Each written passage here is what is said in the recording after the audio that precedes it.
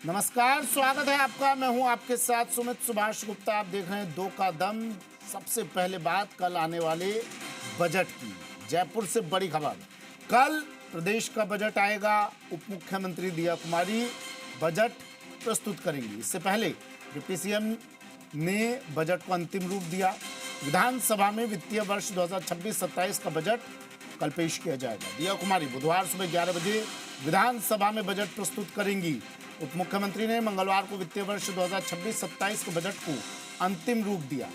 Deputy CM कार्यालय में budget को अंतिम रूप दिया गया। इस अवसर पर प्रमुख सचिव वित्त वैभव गालरिया, सचिव वित्त व्यय टीना सोनी, सचिव वित्त बजट राजन विशाल, सचिव वित्त राजस्व कुमार पाल गौतम, निदेशक वित्त बजट ब्रजेश किशोर शर्मा उपस्थित रहे।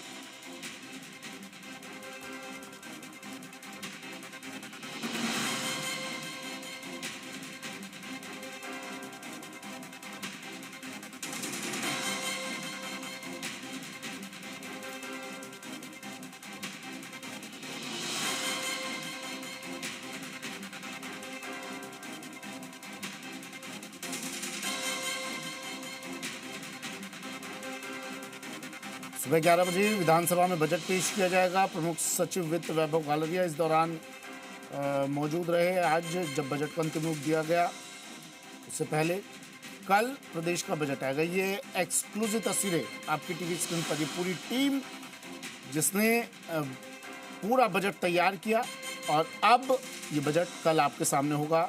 कुमार पाल गौतम, सचिव वित्त राजस्व दिया कुमारी के साथ आपको नजर आ रही है ये पूरी टीम जिन्होंने बजट के एक एक पॉइंट को तैयार किया है। निदेशक वित्त बजट ब्रजेश किशोर भी मौजूद रहे। एक्सक्लूसिव तस्वीरें आपकी टीवी स्क्रीन पर। और कल अब बजट 11 बजे वित्त मंत्री दिया कुमारी पेश करेंगी। बजट में कई घोषणाएं होने की संभावना है। उससे पहले की ये खास तस्वीरें देखिए, उससे पहले की ये एक्सक्लूसिव तस्वीरें देखिए। जी राजस्थान पर दिया कुमारी ने बजट को अंतिम रूप दिया। कल 11 बजे विधानसभा में बजट पेश किया जाएगा और उससे पहले आज ये पूरी टीम के साथ फोटो सेशन। डिप्टी सीएम दिया कुमारी और साथ में पूरी टीम उप मुख्यमंत्री कार्यालय में बजट को अंतिम रूप दिया गया। और ये वो टीम जो बजट निर्माण में साथ रही, अहम भूमिका निभाई, प्रस्तुत करेंगी। कल दिया कुमारी इस बजट को जनता के सामने रखेंगी। 2026-27 का बजट कल विधानसभा में पेश होगा सुबह 11 बजे। और उससे पहले आज की तस्वीरें देख लीजिए। पूरी टीम के साथ फोटो सेशन।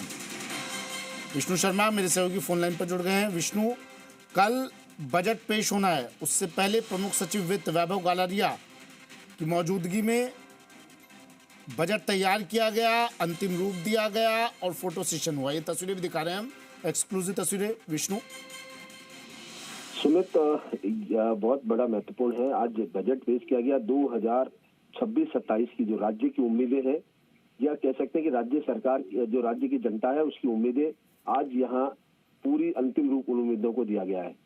प्रत्येक वर्ग को इस बजट में शामिल किया जाता है और इसकी तैयारियां काफी लंबे समय से पहले से ही शुरू कर दी गई है थी और आज उसको अंतिम रूप दे दिया गया है।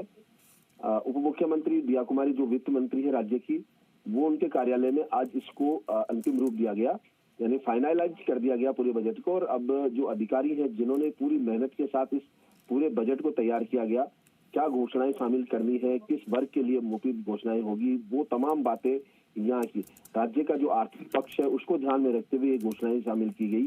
तो ये तमाम जो टीम दिखाई दे रही है स्क्रीन पर, वो लोग हैं जिन्होंने पूरी मेहनत करके इस पूरे बजट को तैयार किया गया। हालांकि इससे पहले मुख्यमंत्री भजन लाल शर्मा ने भी लगातार अलग अलग वर्गों से इसमें सुझाव लिए, चाहे वो किसान हो, महिला हो, युवा हो या विद्यार्थी हो।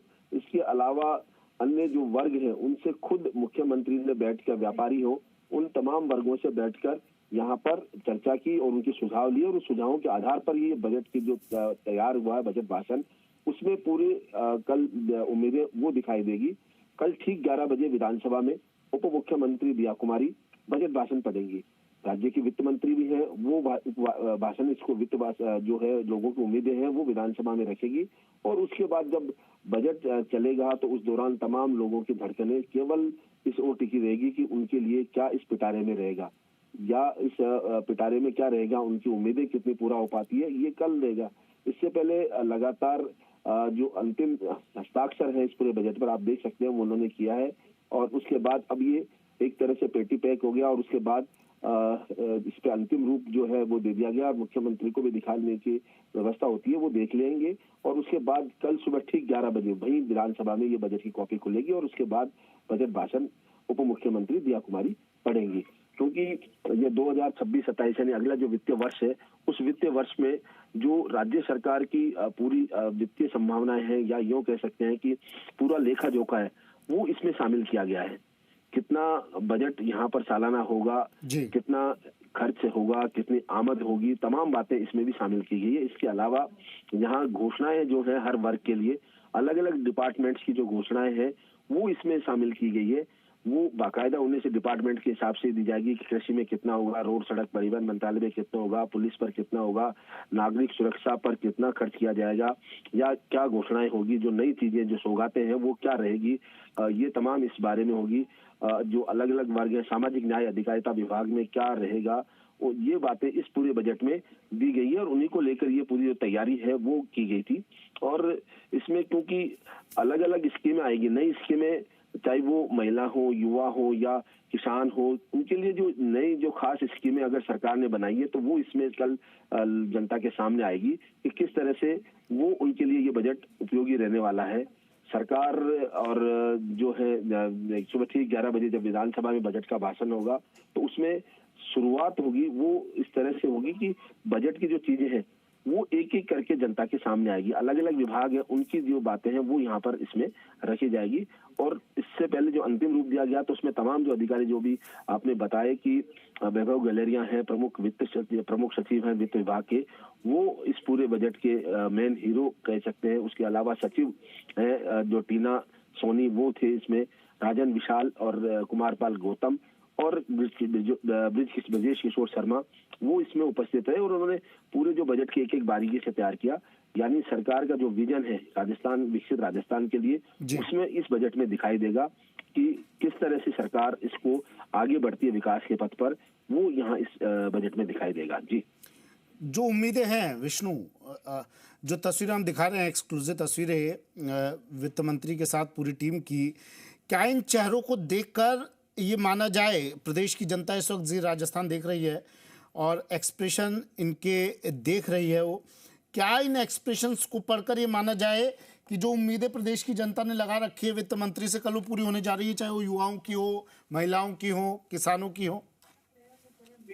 सुमित, क्योंकि पिछले दो जो बजट आए थे राजस्थान के वो काफी उम्मीदों से भरे थे, ऐसे में अब जनता या जो तमाम जो वर्ग है वो तीसरे बजट से भी उम्मीदें लगाए हुए हैं। और जो बजट तैयार किया गया है वो उसी प्रकार सभी वर्गों से सुझाव लिए गए और उसको लेकर कल जो पेश किया जाएगा तो वर्ग की उम्मीदें भी होगी।